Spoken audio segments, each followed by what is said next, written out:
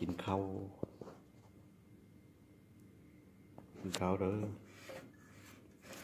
อันนี้มันคั่วไก่เนาะคั่วไก่ใส่ถั่วงอกใส่หม้อทองเหลืองแบบเกาหลีสงสัยแม่นอายก็เห็ดเนาะบ่ซันก็เอื้อยอันนี้เป็นก้อยกุ้งเหลือเมื่อคืนคั่วไข่เจียวแล้วก็พักข้าวเหนียวมายังบ่แล้วกับก้อยกุ้งเมื่อคืนนี้งาบเข้าไป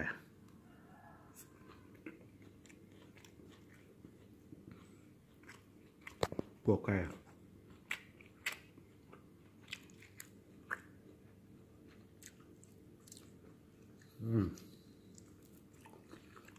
ครับ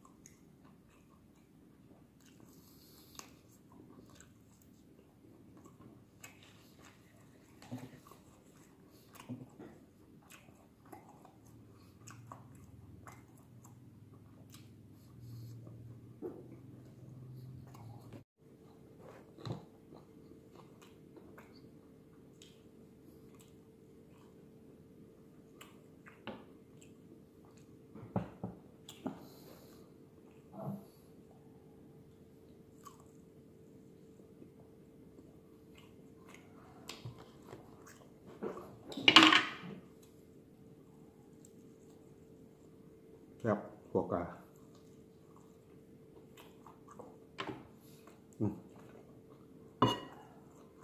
พวกจะมาทำเรื่อง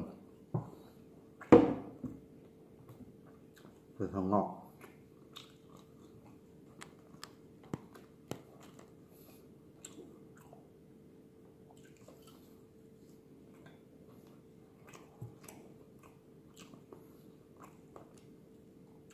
ก้อยกุ้ง